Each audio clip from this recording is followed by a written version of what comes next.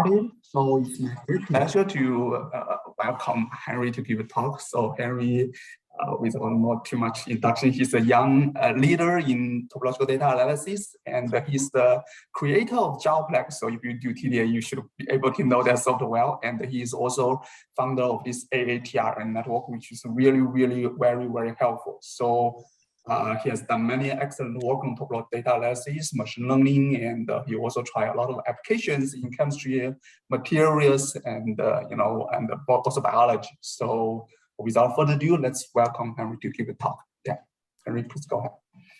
Thanks so much, Colleen, and thanks everybody for attending. It's nice to virtually meet many of you all, but please reach out anytime if you'd like to chat further or have any questions. Let me put my talk slide link in the chat so you can open up the PDF if you like. This will be sort of a survey talk, but please feel free to interrupt me with any questions, and I'd be happy to expand on anything in more details as much as I'm able to. So yeah, let me briefly advertise AATRN, the Applied Topology Research Network, and I'll put in our chat the link to our webpage. You can join our mailing list or check out our YouTube channel. We actually also have a conference happening next week, so it's a little bit more on pure geometry and topology and quantitative topology, but it's free, and you can contact me if you'd like to get the Zoom link to attend. So yeah, with AATRN, we've been having 1 or 2 live talks per week. But it's been really exciting to see the YouTube following grow.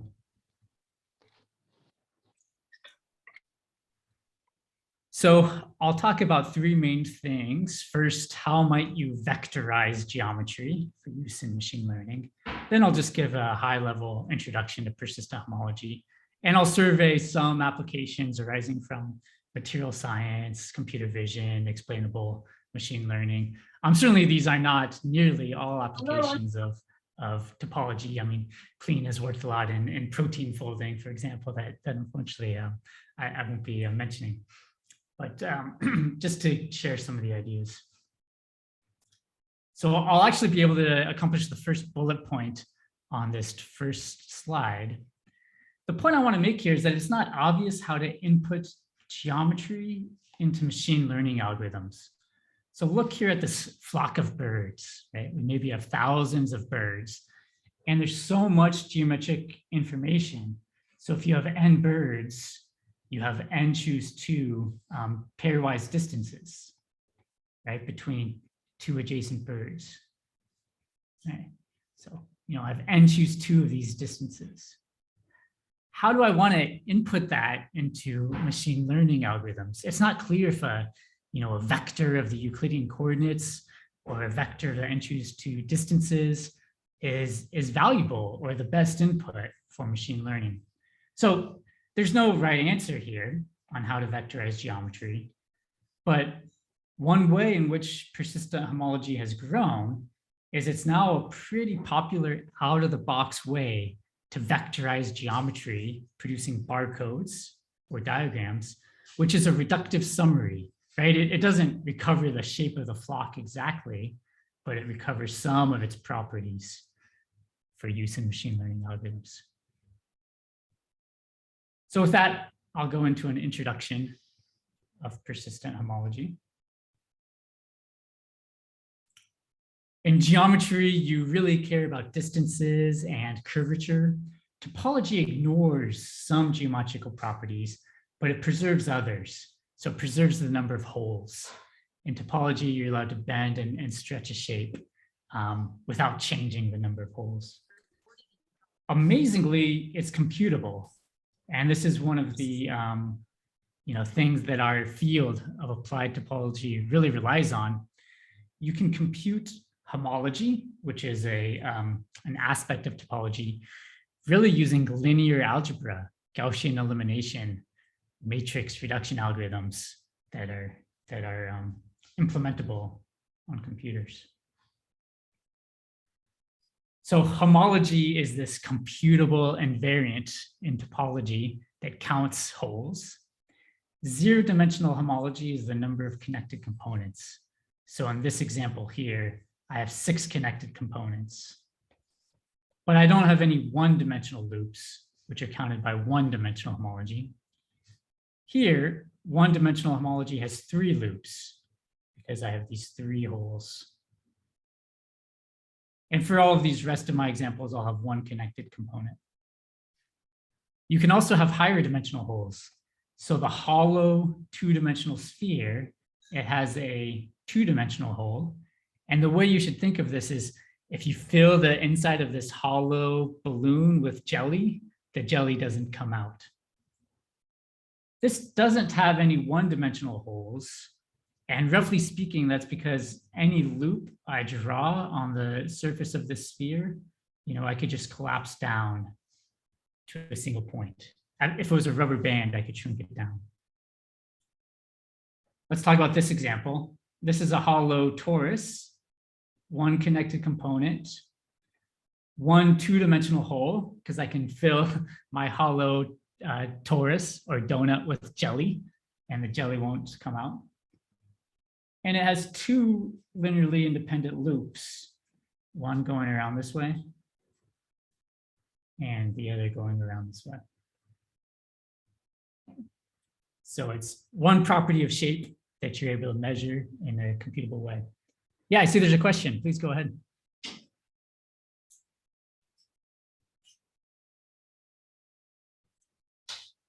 Any questions?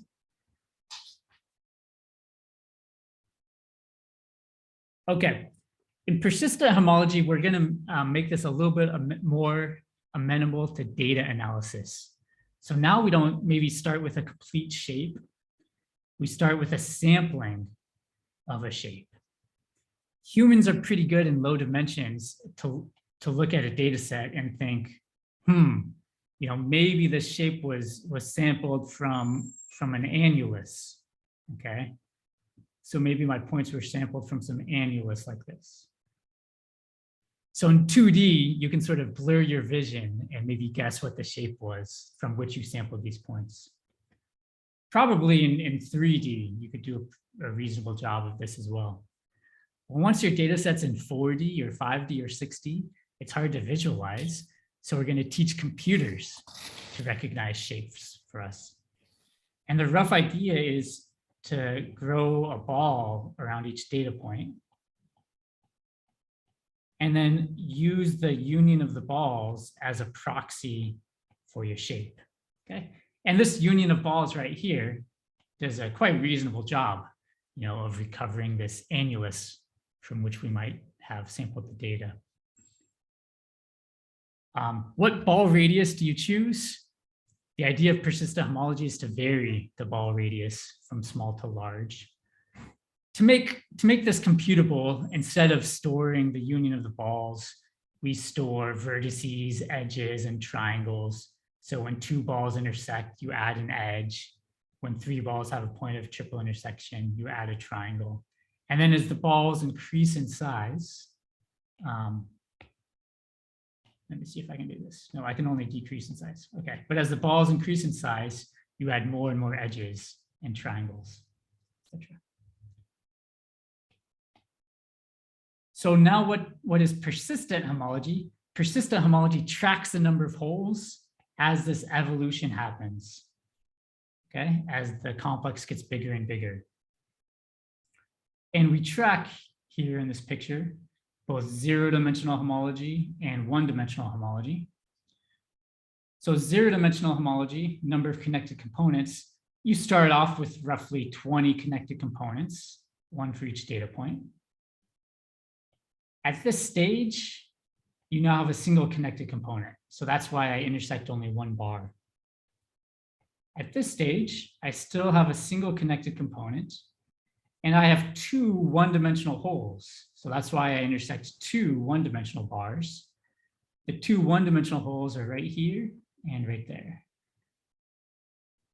As I increase the scale a little bit more, fill things in a little bit more, this small hole disappears. Okay? And so this space has only a single connected component and 1 1-dimensional hole.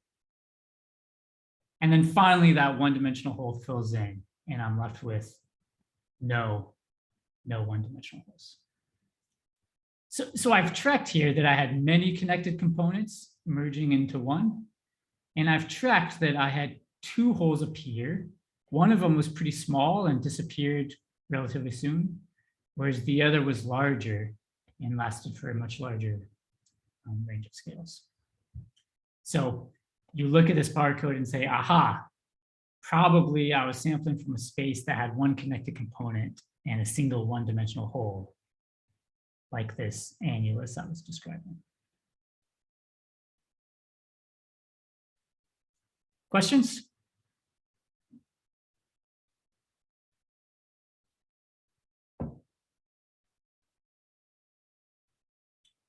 All right.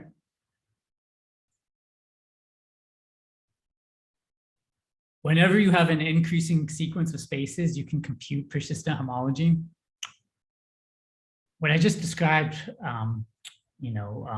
the union of balls persistent homology is a very common way to do it. You have a data set and you take the union of balls, and as the balls gets bigger, you get an increasing sequence of spaces.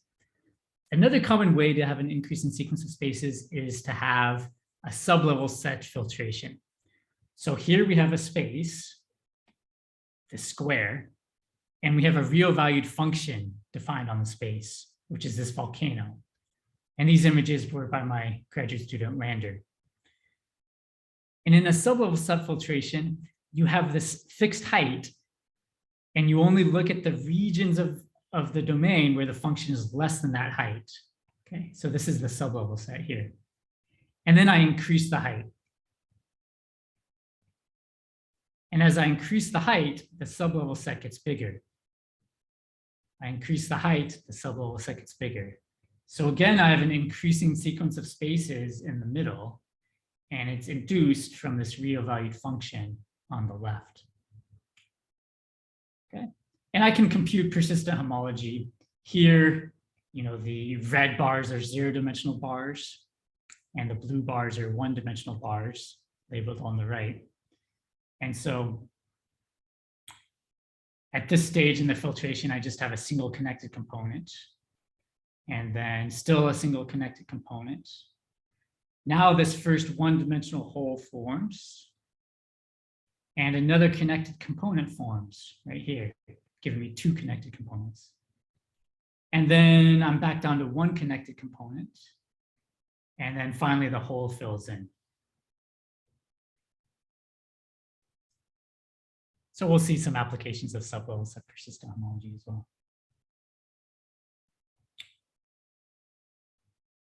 Maybe a more realistic picture might be this one here. So we're looking at images of clouds, and there's a lot of texture in this image of the cloud. And if you do sublevel set persistence here, you pick up a lot of bars measuring these local bumps and warts and features in this black and white image. So it's a little bit of a signature of the image or the real valued function. You reduce it down to just 1 barcode.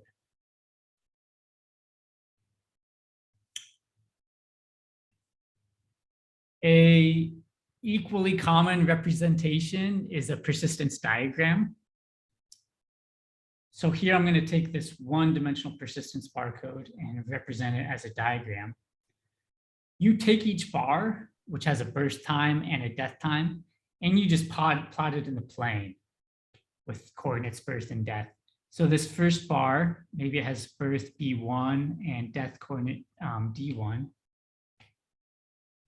So I just plot it as this point, B1, D1. And the second bar, maybe it has birth B2 and death D2. So I plot it as this point, B2, D2. Okay. And as the death always happens after the birth, these persistence diagram points are always going to be above the diagonal. And sort of, if you draw these vertical lines, those vertical lines give you back the bars. So the height of a point above the diagonal is its persistence, how long did it last? So a point that's very far above the diagonal, that might be a more global feature that lasts for a range of scales. Whereas a point that's only barely above the diagonal, that might be a smaller feature, maybe just an artifact of the sampling noise.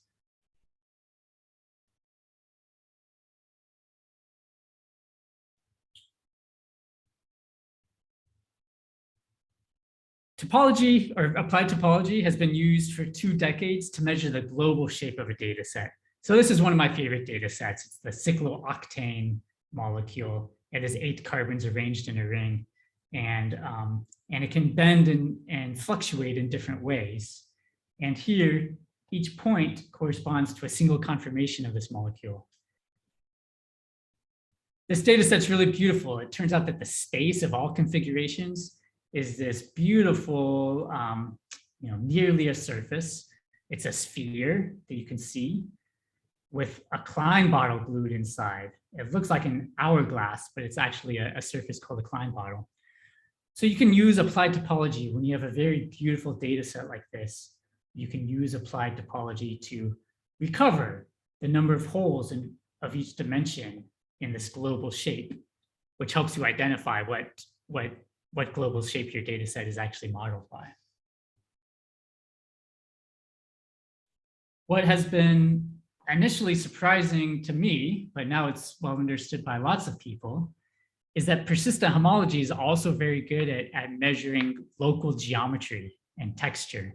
Okay? So maybe 20 years ago, we were mainly looking at large global shapes, but now we're using persistent homology to measure not only topology, but also it measures a lot of geometry, local structure. So let me give you an example of this. This is one of the earlier papers, in my opinion, making this point really well. They did a study where they're trying to distinguish brains of different ages, human brains, based on the structure of the arteries in the brain. So when you're young, you have a lot of arteries going everywhere. And then as you get older, the arteries sort of decay a little bit. There's less twisting and torsion and there's less local texture. So when you compute persistent homology here, either a sublevel set filtration or union of balls, but here they're doing a sublevel set filtration. In this brain that has a lot of local geometry and texture, you get many, many points in the persistence diagram. Whereas in this older brain, you get slightly fewer points. Okay. So now it's not only the long bars that matter, the high persistence points, it's also the short, low persistence features near the diagonal that really matter. And that's a point that they make well. It's not only the high persistence points that distinguish brains of different ages, but also, these shorter persistence features. Okay. So the perspective has evolved. We're not only looking for the long bars, we're also now looking for the statistics of many, many short bars. So many points near the diagonal carry a lot of importance. It's not only just a few high persistence points that matters. Questions on this perspective or this data set?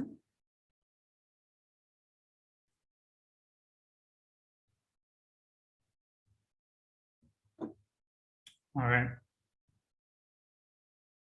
So that was my introduction to persistent homology. And now with my remaining time, I want to survey some applications in material science, computer vision, and I'll try to describe how persistent homology can, in some cases, help make machine learning a little bit more explainable.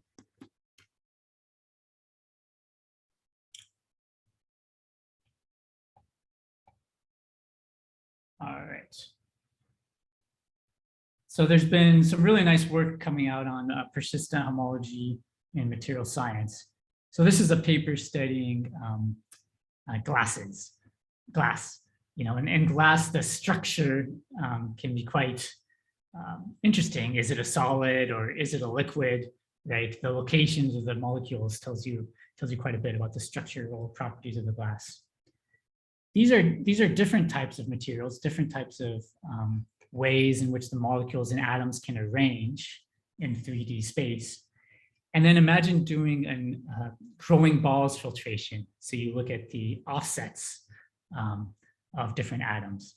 Sometimes people will pay attention to the identity of the atom. So for example, have balls of different sizes around atoms of different types.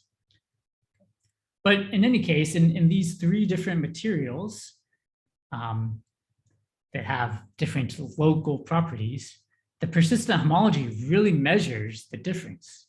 So each material sort of gives you some sort of a signature of, what's the distribution of 0 and 1 and 2-dimensional holes in this space.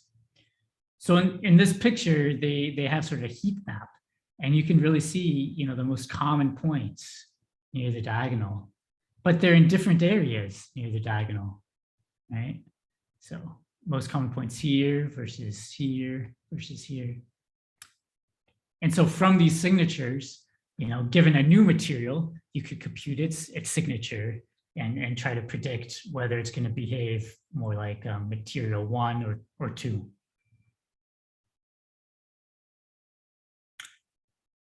Let's make this a little bit more machine learning oriented. So I highly recommend this paper where they're using persistent homology and linear machine learning to do some really impressive things.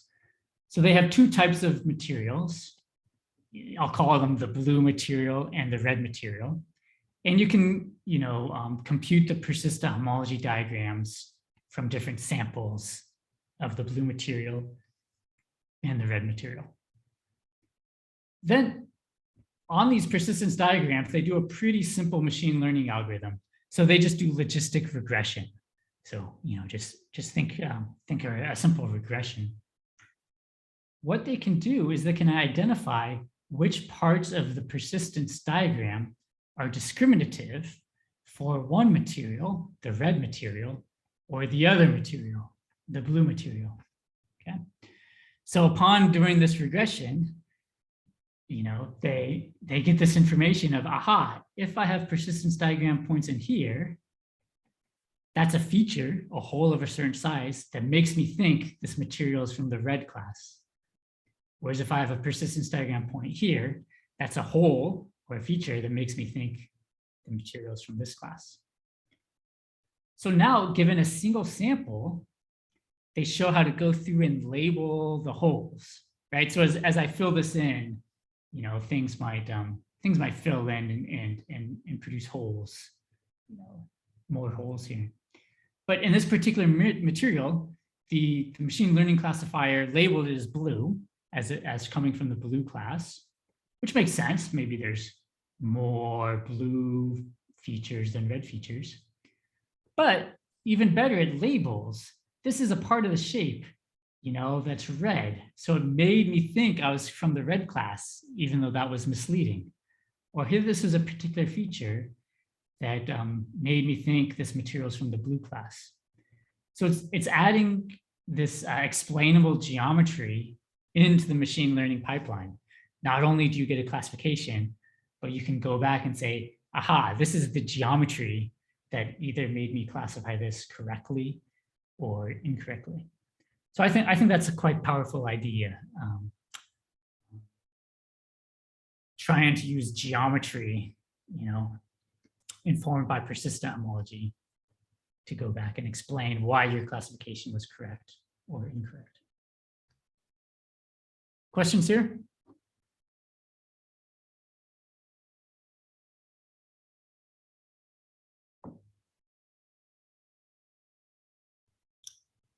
So, of course, the most accurate machine learning models are not necessarily the most interpretable.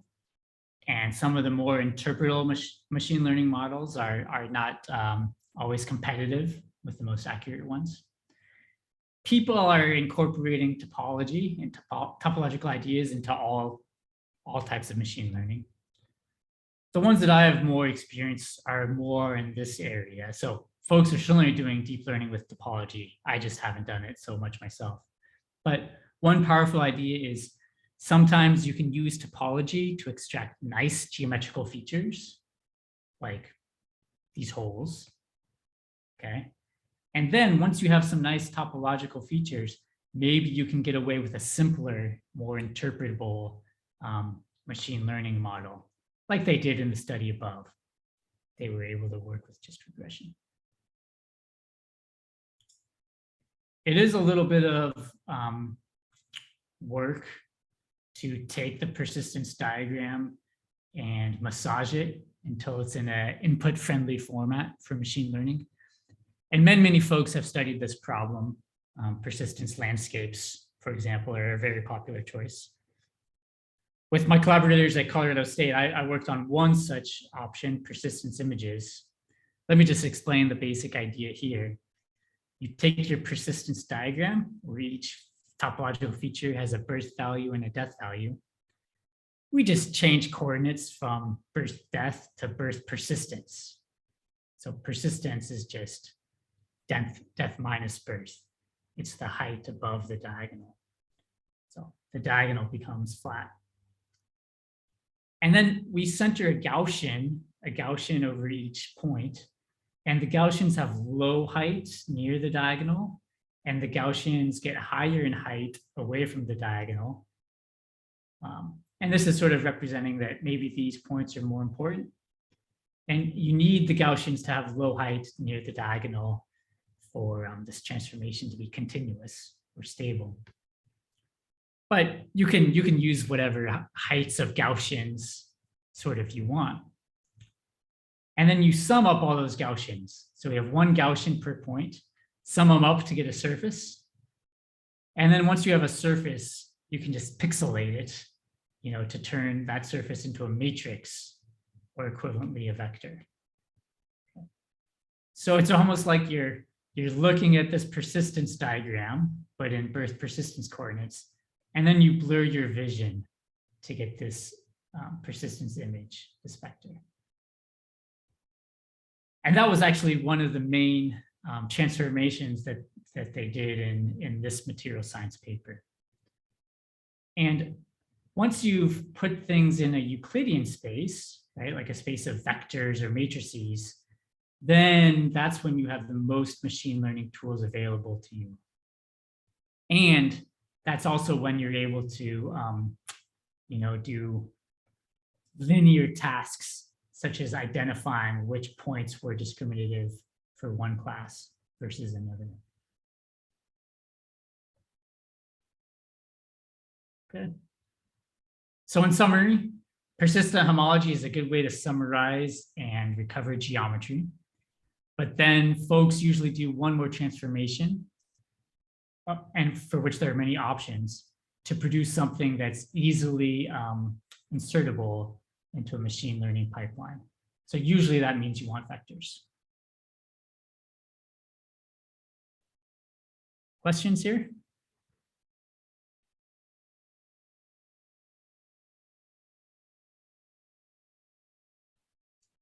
Okay, here's a really cool example coming from statistical physics. So there's a model called the Ising model, and it models materials at different temperature. Okay. So at high temperatures, we have a lot of gaps in our material. Whereas at low temperatures, things are more solidified and we have fewer gaps, fewer ways for things to sort of move around. So in this very nice paper, they computed a bunch of persistence diagrams from low temperature materials and high temperature materials. And then they computed the persistence images. So you can see they changed from birth death coordinates with this diagonal to birth persistence coordinates, where the diagonal is now here. And they put a Gaussian over each point, and they summed up those Gaussians to get a surface, and then they pixelated the surface to get a persistence image. Okay. So this is a typical persistence image from the high temperature material. And you can see some one-dimensional holes that are born pretty late, like maybe it takes a while for the hole to fill in. Or you can see some one-dimensional holes that die pretty late. Maybe they're pretty big in girth. By contrast, in the low temperature material, almost all the holes are born quite soon, quite early, and die quite early. Okay? So same thing. Now that we're in this linear space, you can ask, which were the pixels that were discriminative of the low temperature material or the high temperature material? So here in red, these are the pixels that are discriminative of the high temperature material. So when you have holes of this shape, roughly of this birth value or death value, that's an indication that the temperature regime for this model is high. Whereas here in blue, when you have pixels down here, when you have persistence diagram points that are born early and die early, that's discriminative of being in this physical regime. And it totally makes sense. Low temperature, smaller holes, higher temperature, larger holes. So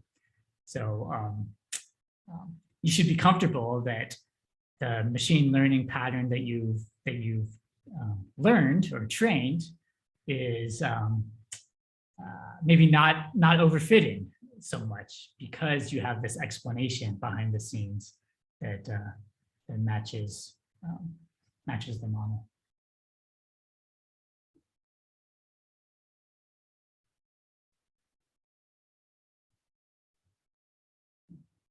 Another recent really nice paper is looking into sort of carbon sequestration. So what materials have good properties to accept in carbon or other guests from the air and keep them trapped inside. Okay, so these materials, look like this, all of these pores and holes. Okay, and in this paper, they were trying to predict not carbon absorption, but methane absorption. Okay, so there are measures of a surface that folks had used in the past to try to describe or predict why such a material might be good at absorbing methane. These are things like the accessible surface area.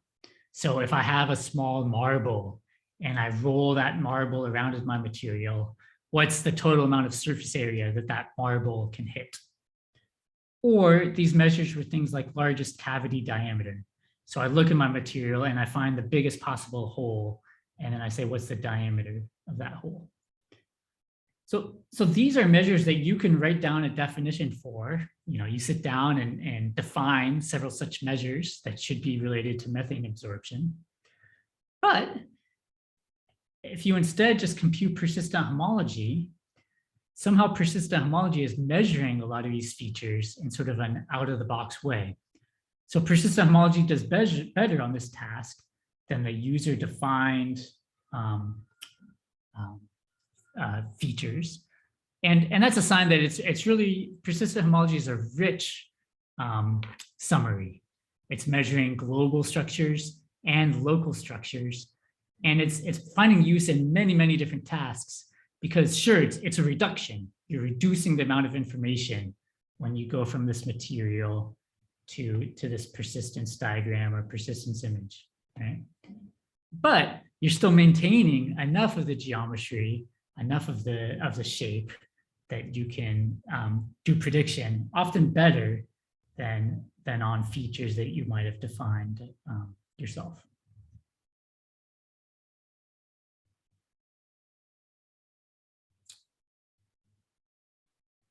All right, so those were some examples in material science and explainable machine learning.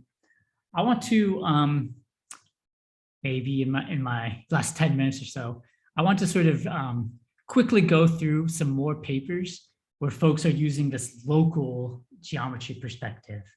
So not using persistent homology to measure a big global hole, but instead using persistent homology to measure this local texture of how our very nearby points distributed.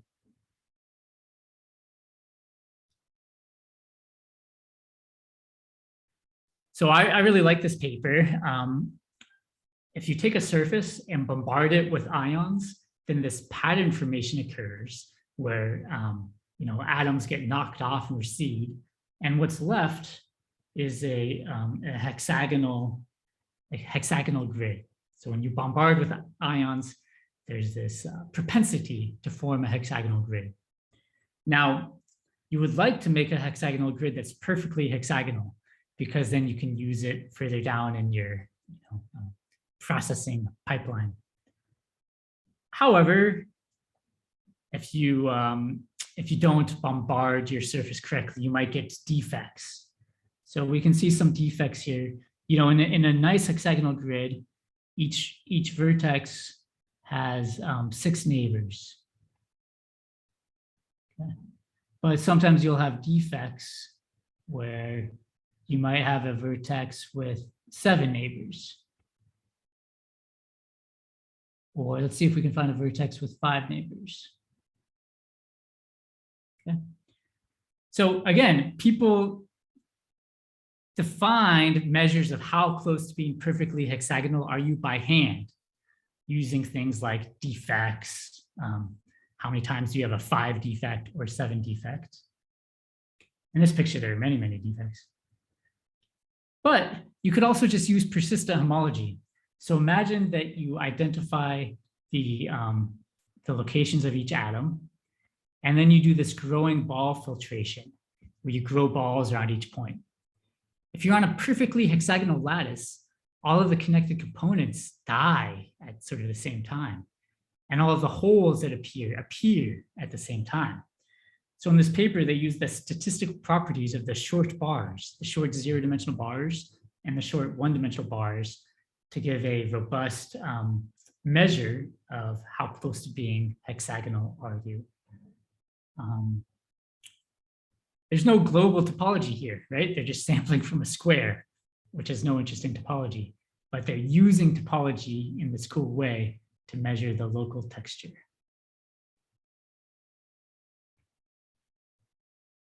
So there's been a community of authors who have looked at flocks of birds, schools of fish, aphids crawling on leaves, to study collective motion models. So pretend you have a model for how fish school, okay, and you have simulated data, and then you also have experimental data. And you want to test how good is your model compared to your to the actual data. What the community had been doing a lot in the past and still doing is order parameters. So they pick one real number that's a measure of global alignment. So for example, take the direction of each fish, it's a vector, and average all those vectors. You get a single vector that's close to 0 if the fish are pointed in every which way. But if all the fish are pointed in the same way, then you get a really long vector. So that's an order parameter. It's just a single vector or a single number. And what folks like Topaz, Ziegelmeyer, and Halverson have suggested is, instead of picking a single order parameter, let's compute persistent homology to get a more robust summary of the shape and do data analysis or machine learning on this feature.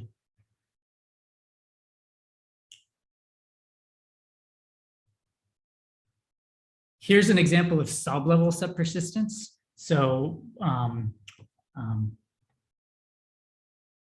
I believe it's Rayleigh-Bernard convection, although you'll have to double check me, that looks at 2 metals that are heated and cooled next to each other. And when you have these 2 metals where the temperature is changing, they're liquid metals, the pattern of where you have material A or where you have material B forms these really interesting wrinkles. So I'm not positive off the top of my head if this is surface height or temperature or composition of one material versus the other. But there's very distinct shapes here. And when you do sublevel subpersistence, you have the lowest regions, and then you include more, and then you include more. And when you compute sublevel subpersistence, you again take this, this real valued function that has almost, an infinite amount of information, and you reduce it down just into these bars. Okay. So it's a signature describing the pattern that you formed.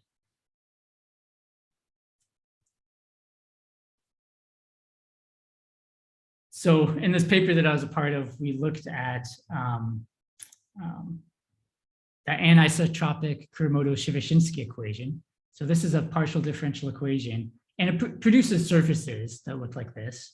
And there's different parameter regimes that we did, okay? So there's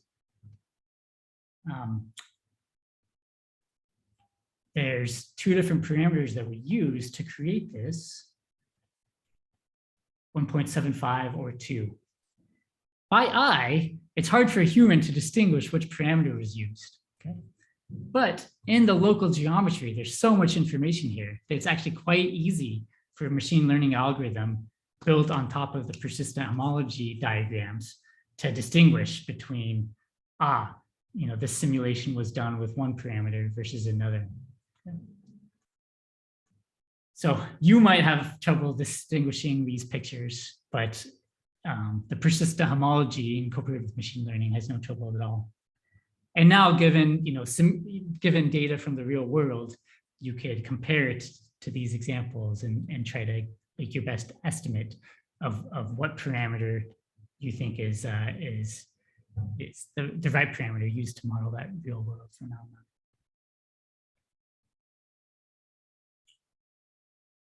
All right, here's another really cool. This is a dynamical system that I'll explain. So this is called the linked twist map.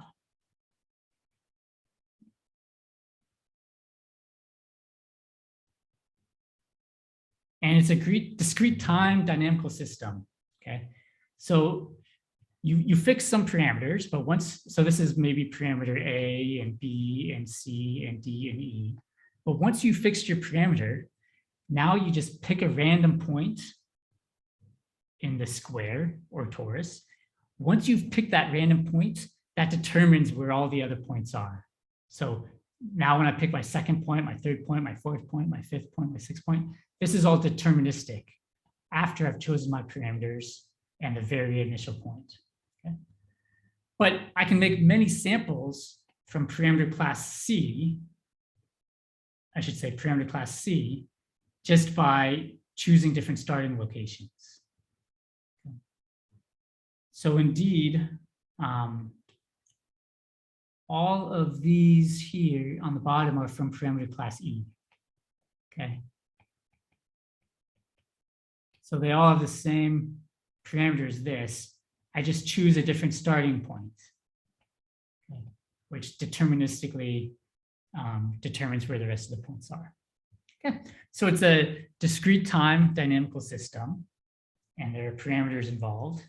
But then once you choose a point to start with, you know how to choose the next remaining points. Now, given such a point sample, how well can you do determining which parameter class it came from? Interestingly, different samples from the same parameter class have similar features. So this parameter class E, I would describe it as like an ice cream cone. You often have these two holes in the shape of an ice cream cone. So when you do persistent homology, persistence images, machine learning, you can do quite well at this classification task of determining one parameter regime from the other. Probably the machine learning algorithm is paying attention to these global holes, but also the machine learning algorithm is really, really relying on the statistics and the distributions of these much smaller holes. All right, so let me wrap up. I'll just conclude by saying folks have now gone back and tried to prove some theoretical guarantees about how persistent homology can measure local geometry. So in this paper, Bubenik, Hall, Patel, and Whittle, they show that persistent homology can detect curvature, whether you're sampling from a space that's flat or positively curved or negatively curved. And we use persistent homology to define a notion of fractal dimension. So persistent homology can in some sense detect fractal dimension.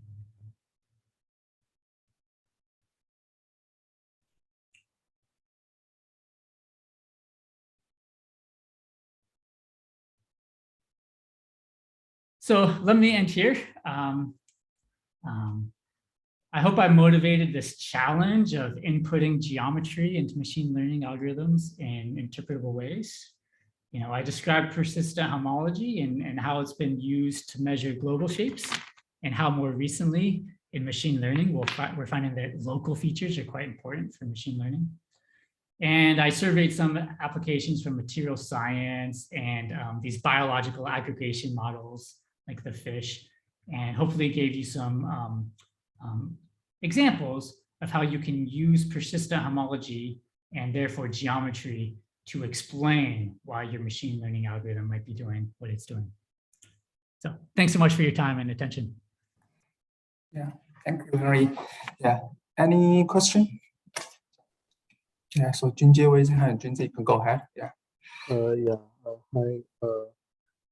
Thank you for the great talk. I see Junji maybe has their hand up. Please go ahead. You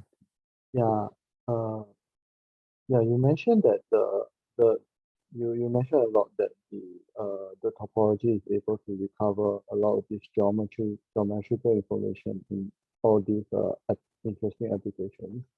I just want, because I previously worked on the Ricci curvature, so it's a kind of a local curvature, and so working on the Oliver Ricci curvature and the Foreman Ricci curvature. So I wanted to find out whether do you think that the curvature is able to detect or maybe recover back the topological information the other way around? Okay. So you worked with Ricci curvature and other notions of curvature, and sort of I was saying how topology can detect curvature, and you're asking in the opposite direction. Can curvature detect topology? Yeah, because in your last few slides you did mention that the persistent things like the persistent homology can detect the curvature. I think there was one slide on that. Maybe you can elaborate more on that. Yeah. Okay. So I mean, let me just say one thing. So Ricci curvature, that's a fantastic topic of study. I would like to know more. I mean, one connection to topology, one connection between topology and geometry along these lines of curvature measuring topology is the Gauss-Bonnet theorem. Yes. Right. So yeah, you've heard of this. So it sort of says when you integrate the curvature locally over a manifold, you recover the Euler characteristic, the topology of the space. So that's one connection. But let me just describe what I know about this paper in a little bit more detail. And then, I mean, Ricci curvature is great for manifolds, right? Or spaces that are sort of it's an intrinsic notion of curvature, right? So I think there could be nice ways to combine Ricci curvature with what the authors did here. But what they did here is the following. So they sample points from a disk with the Euclidean metric, okay? And then they sample points from a hyperbolic disk. So they're just using the Poincare model, so the metric that they put on these points makes it negatively curved. And then they also sample points from a disk on a sphere.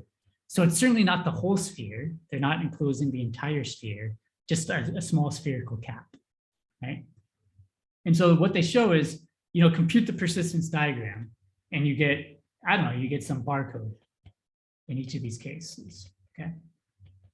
And then you have to sample more and more points, I'm sure, but they sort of show in the limit, as you sample more and more points, how eventually, once you've sampled enough points, you can determine or approximate the curvature of the small disk from which you were sampling.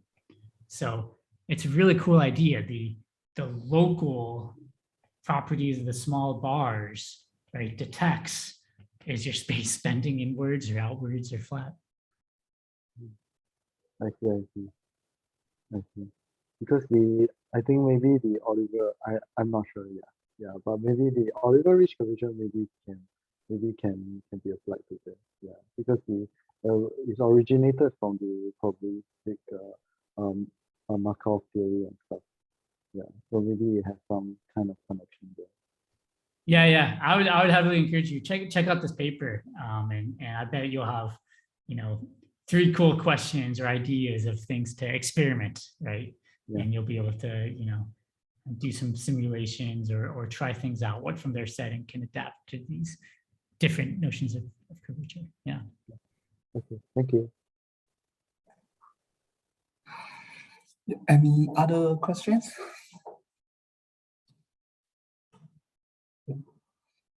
Maybe I can use my privilege to ask some questions. So you mentioned about the molecular, and then you show that you have this very beautiful structure. I think it's from certain dimension reduction, right? How did you do that? Which you have the molecular in the very beginning. Yeah. Oh, this one. Yes, exactly. The various configuration of it, and then you end up in this kind of yes, this one. Yes. Yeah. How do you get the right-hand side figure? Yes. Yeah. Okay. And this is work by Sean Martin and I don't know all the first names, but Martin, Thompson, Koutsias, and Watson. So right. Okay. So we start with these atoms, and we have 8 carbons, and the carbon locations sort of determine the location of the hydrogens, right? So forget about the hydrogens and keep only the carbons. So with 8 carbons in 3D, we really have 24 coordinates, right? 8 x coordinates, 8 y coordinates, and 8 z coordinates. So it starts as a data set in 24-dimensional space, where each configuration is just a point in 24-dimensional space. This picture, you can produce this picture just with PCA. Oh, okay. Okay, so this is just PCA. But from PCA, it's very unclear what the shape is, right? I mean, what the shape actually is it's a sphere glued to a Klein bottle, and you can use persistent homology to get the homology of that shape quite quickly. But these authors, they go much further than that. They actually produce a triangulation of this space. So they invent a new triangulation technique that sort of fills this in with, in the higher dimensional space, fills it in with edges and triangles. And then it's not quite a manifold because you have these circles of singularity where the Klein bottle intersects the sphere, okay? But they show how to sort of if you cut there, you can get a sphere manifold and a Klein bottle manifold. In fact, they decompose their Klein bottle as 2 Mobius bands, this Mobius band in blue and this Mobius band in red. And then this is just the sphere portion, right? So I think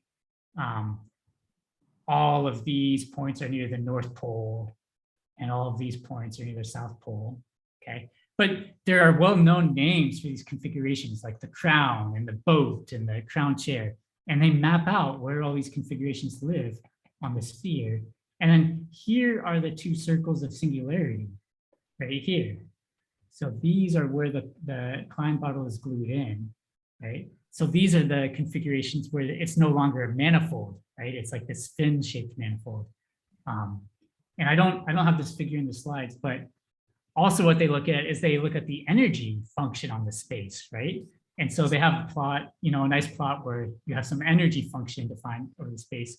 And so you can get this nice visual of where the molecule would flow to minimize energy, depending on the space. So yes. I highly recommend this paper. They have some really nice pictures, and then they've referenced 3 or 4 other related papers that they used along the way to do this analysis. So they're not doing persistent homology. They're doing this manifold reconstruction, and they find a triangulation.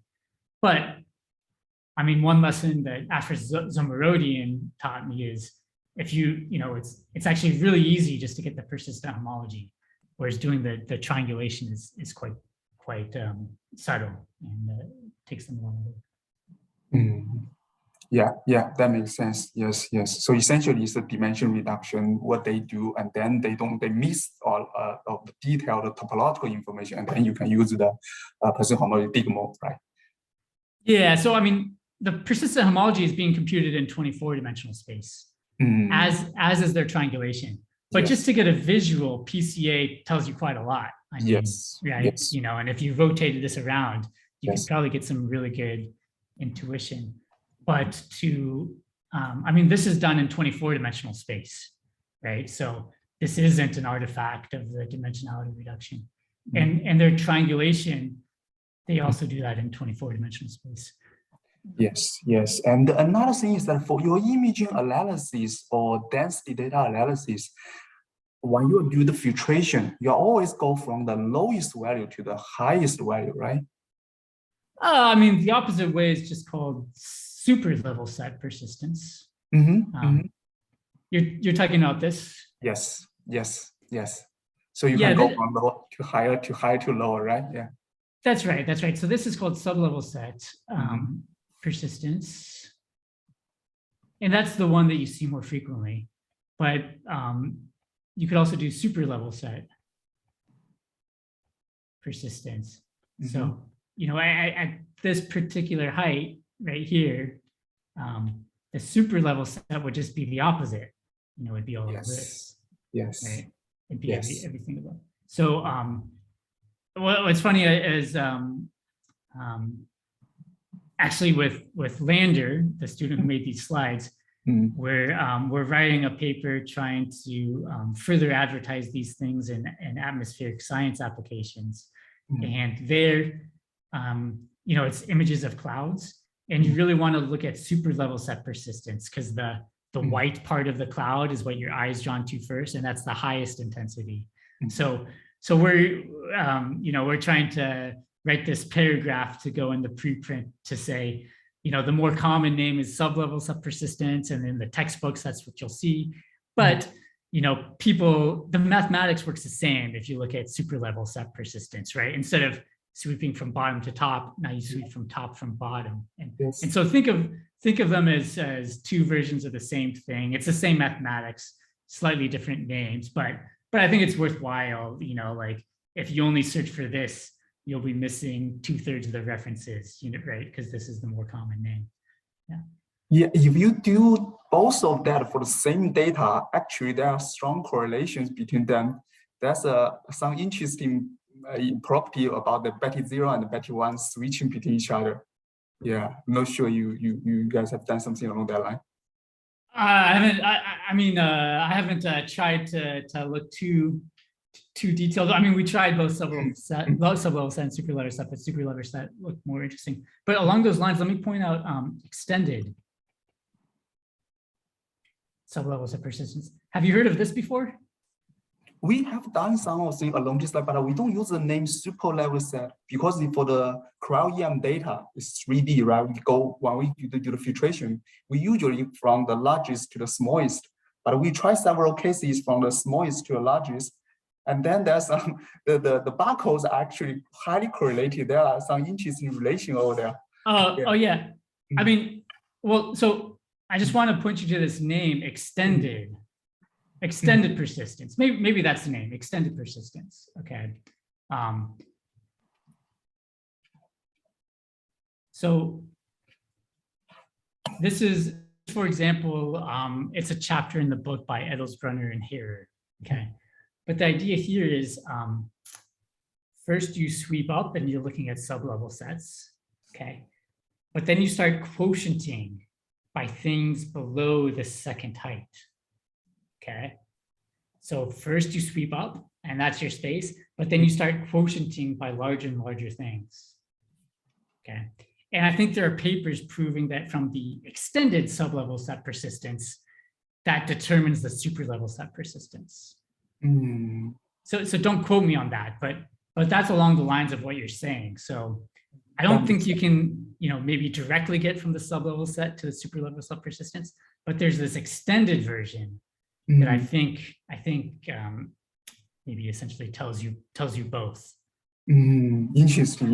Yeah, I'm talking to you more about that. Yeah, maybe ask any other questions from the audience. I asked too much here. No. Actually, I really want to use this chance to ask you a lot of questions, more general questions. So for example, what are the current status for this homology generator identification, like the finding the like a representative of the homology generators? Sure, right, so the question is sort of, let's say you compute a persistent homology barcode and you know there's a hole. And then what you'd like to do is you'd like to find, a representative for this hole, right? And you'd like it to sort of be as tight as possible. So in blue, that'd be a really nice representative. Whereas if you had something in green that wiggled around a lot, right, that would maybe not be so nice of a representative. Yeah, I can't say I'm really up to the state of the art on the literature here, I mean, it's an extremely active area of research. Yeah, I saw a lot of videos on your AATRN website. I have to. Yeah, it's very interesting. Some of them are identifying maybe the like a shortest they have certain measurement, right? Like the length or area, and then they try to minimize and then try to minimize the process or optimization process and then identify something, right? Right. Yeah. There's a recent talk by a speaker from Japan, I believe Obayashi, on AATRN that was really nice. And then, I mean, Topology and his collaborators, they've worked on this problem for a long time, but he's still making advancements, key important advancements in this area. One thing here in this area that's interesting to me is that the field of coefficients that you use really matters. So if you change from Z mod 2 to real coefficients or something, sometimes problems go from NP hard to more computable and things like this. So, but there's nice overlap here with the linear programming, right? Which is a really cool perspective to inject in. So even in Obayashi's talk, connections to linear programming. So. Yes. And another one is that there's also a lot of like multi-dimensional persistent homology, and I also saw many people talk about different kinds of invariant they can consider in this multi-dimensional persistent. What are the current status? How is this going on in this area? Yeah. Oh yeah, man, you're really. I feel like this is a job interview. This is great. While the tapes are rolling too. No, this is perfect. So yeah, multidimensional persistence is also a very quickly growing area. The point is that here we're just filtrating in one dimension, but it's nice if you could have two parameters that vary, and that allows you to do things not only vary the scale, but vary the density of the points that you're including, for example. So, I mean, my colleague Amit Patel at Colorado State has been really doing some really nice work on abstractions of persistent homology that work in the multidimensional setting. I mean, one thing that I've seen recently is, the notion of a diagram is, of course, harder to define, or indecomposables are maybe harder to define, but people are still having a lot of success at defining notions of distance. Yes. Between higher dimensional persistence modules. And let me mention some other work. So this is coming out, Lesnick and Bloomberg and Rollet and Skokola. They're looking at subdivision RIPs and degree RIPs. I mean, I really care about Viator-Ship's complexes, but they're looking at bifiltrations of these that are quite natural. And that's an area I would like to keep understanding more. And it's a little bit more geometric, right? So you're doing something like RIPs, but in this bifiltered way. And potentially there's hope when you're in this more geometric setting that the algebra gets constrained somehow, right? So that's it's not any possible two-dimensional persistence module, but the geometry might have some constraints that maybe makes the algebra a little more tame. But I'm not sure. But I really like also how this field is emphasizing computability, right? So they're studying what things are NP hard, and they're studying, I mean, many invariants are slow to compute, but people are inventing faster and faster invariants, like sliced invariants that very much are fast to compute. And I mean, 10 years from now, it'll be so cool to see what's going on with 2-parameter persistence, 3-parameter persistence. Okay, so it may take 10 years to have some real Oh, no. progress. No. that was your I know that Michael Nesky was working these things for a while, right? He has shown me some of his softwares trying to find out some like patterns over there. Yeah, it seems highly complicated because the computational cost is much higher, right? Yeah, the Rivet software. Yes, the Rivet. Yes. Yeah.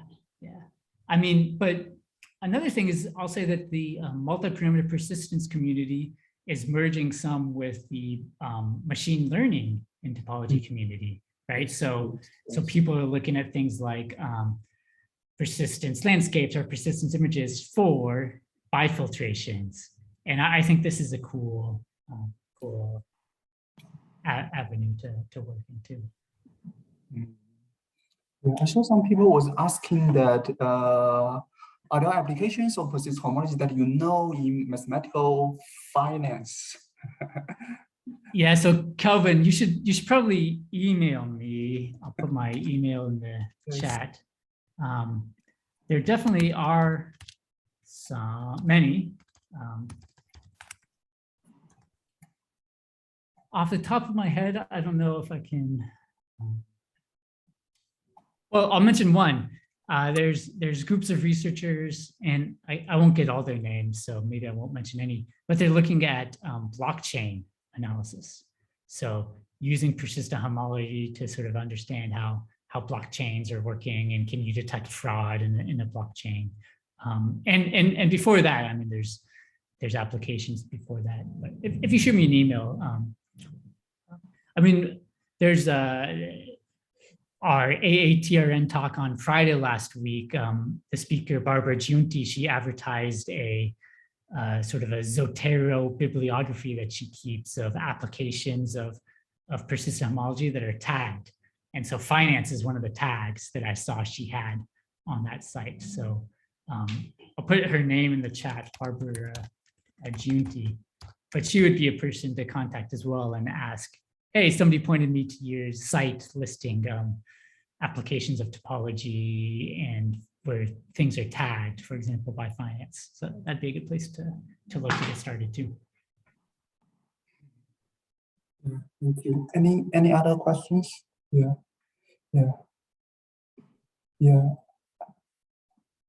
Actually, yeah, maybe I don't know. Maybe I can stop recording, but I really have a lot of questions I want to ask you.